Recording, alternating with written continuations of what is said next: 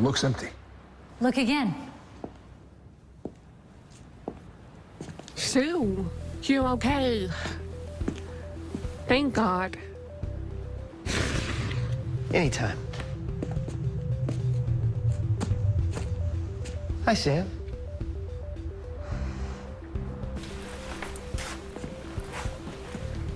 So yes, I will help you. What was done in the darkness can be done to God, if he's as weak as you say. And I know how.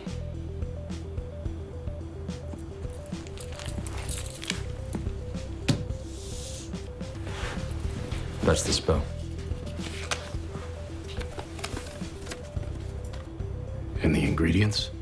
Myrrh, cassia, rock rose, We've got that. and to bind the spell together, the nectar from a leviathan blossom. A leviathan blossom? Was that like a flower? A flower that only grows in one place. Purgatory.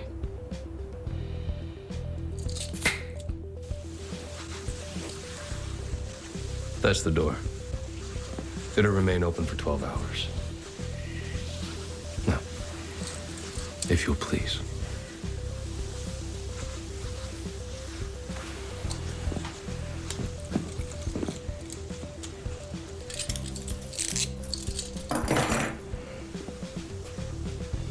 You coming with us?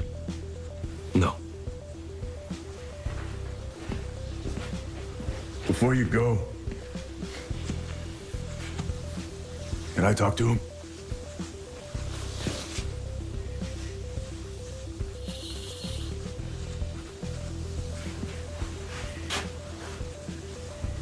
Yeah?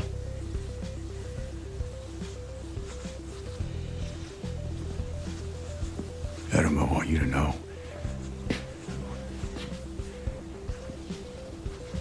We are sorry. What happened to you? You're a good man. You didn't deserve that.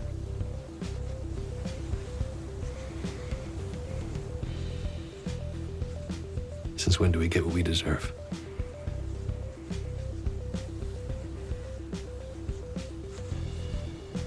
Good luck.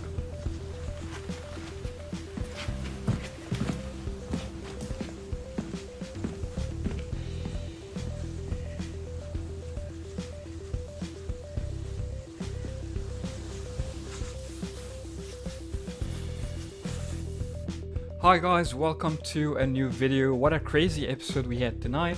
A lot of things going on. You literally need to think like 4 or 5 crazy events happening this episode. Biggest of which obviously return of Michael / Adam, and also emotional drama that comes with that. The boys not saving him for all these years. God himself not saving Michael. He thought he's his favorite son for all these years, but actually Lucifer was his favorite son. He tried to convince Michael to help him. Michael's very resistant to that at the beginning. He's really still a blind follower. He always was for eternity, literally. Even Adam himself tries to convince him. He does not want to listen. He thinks God is perfect. He does no wrong. Castile literally has to drill it in his head, shows him a recap of God, what he's been up to. He's been a liar. He's been a fake. He just writes stories and gets pleasure from the suffering of other people and even his own sons, the archangels. So yeah, Michael literally has to have it drilled in his head to finally open up and decide to help the boys. I felt really bad for both Michael and Adam because they've both been, locked up forever in hell's time. And the boys didn't look for Adam. God left Michael to rot in a cage. Did the same thing for Lucifer. I also feel bad for Lucifer for that reason, by the way. And yeah, but he comes around just like expected towards the end of the episode. And he reveals that he does know God's weakness. There's a way to trap him just like he did to Amara. He gives him a spell which seems relatively very simple, nothing too much complicated except maybe one thing. They have to go get a Leviathan, so-called blossom, whatever. Go kill a Leviathan, I'm guessing. And they opened Purgatory. He snapped his fingers with the Archangel cuffs on him and opened a door to Purgatory for 12 hours for the boys to go get that ingredient of the Leviathans. How badass, how cool that Michael is, even with the handcuffs on. Which makes me wonder, why didn't he just kill them with the handcuffs on if he can open an interdimensional gate with the cuffs on? So it's a bit of you know, does not make much sense here. A bit of like plot hole, I think, but who cares? He was a badass, and you know, they open his cuffs at the end. Obviously, he doesn't kill him because he's convinced now they're right. God's a big villain. He's evil. He doesn't want to kill the boys anymore. And before they go, I was really hoping this happens, and it does. Adam asked Dean how about to say sorry. He didn't get a chance because Michael and Adam keep switching characters, kind of driving everyone crazy a little bit because he keeps switching. But yeah, Dean is like, hey, can you get Adam on the line a little bit? I want to talk to him before you go. And I knew what he wants to talk to him about. Obviously, he wants to apologize, and he tells him genuinely, we are sorry. You're a good man, Adam. You don't deserve this. It was a really heartfelt scene towards the end, and I really felt bad for Adam. He's like, you know, we don't always get what we deserve, and you can tell he's really broken. He just wants to be happy, live his life, and he's been trapped in freaking hell all this time. He does not really forgive them, but he kind of feels a little worse about it now. At least it was a genuine apology from Dean towards the end. I wish Sam was still there, but unfortunately Sam was busy with his own thing.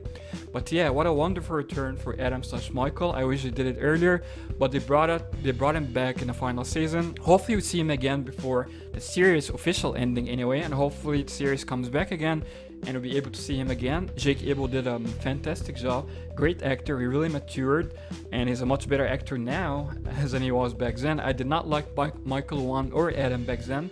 Now I really like both.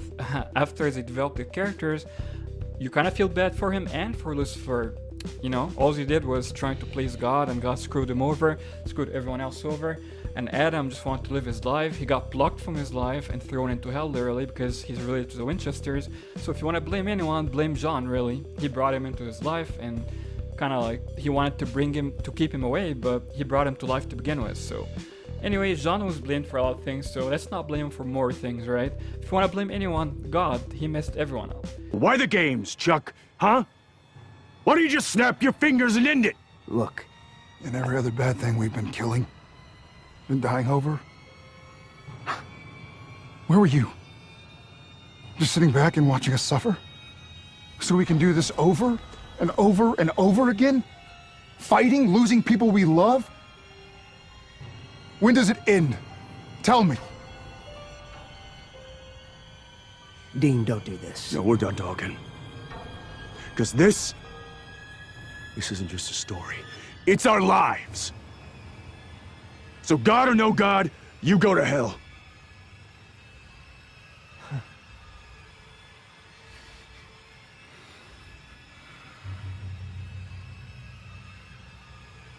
Have it your way.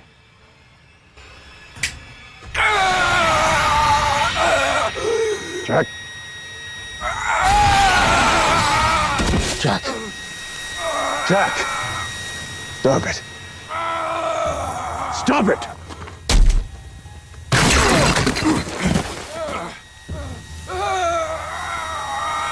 Jack? Hey, Chuck!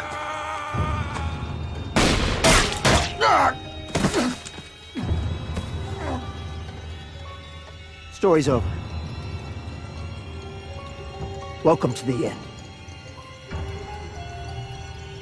If I have to say one thing I did not like about this episode, aside from bringing Rowena back and cheapening her death, is the fact that they separated Sam from the pack, and you know, he went to his girlfriend Eileen for this fake hunt, like the vampire hunt, and God was pretending to be an old hunter to lure Eileen there and get Sam, which is kind of lame because God shouldn't need to do all of that. He's God. If he wants to summon anyone, he should be able to.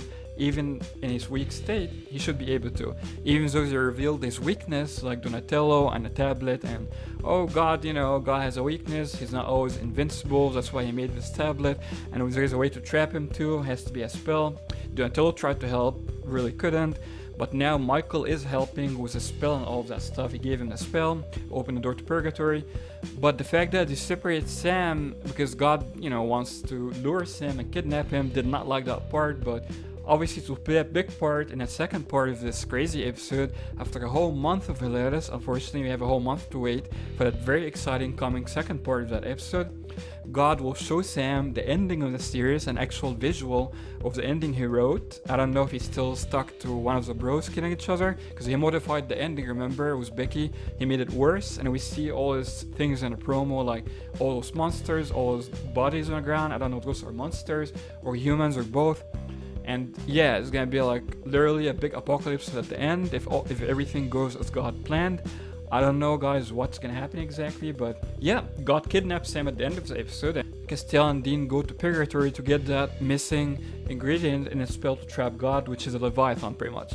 Great job, Michael. Even with the handcuffs, Michael opened the gate to Purgatory for 12 hours. Such a badass. If he's doing that with the handcuffs, he could easily have killed the boss if he wanted to, but he didn't. So yeah, obviously he freed him towards the end. He left. Hopefully he comes back later, but yeah, what's gonna happen to Sam? Why is God showing him the ending? Is he just teasing him? He wants him to help him heal from the common wound they share. I don't know what's going on exactly, but we have to wait to see what's gonna happen. All these twists and turns in the second half of this episode after a whole month after the show comes back. So what did you guys think of everything? All the crazy things that happened in this episode?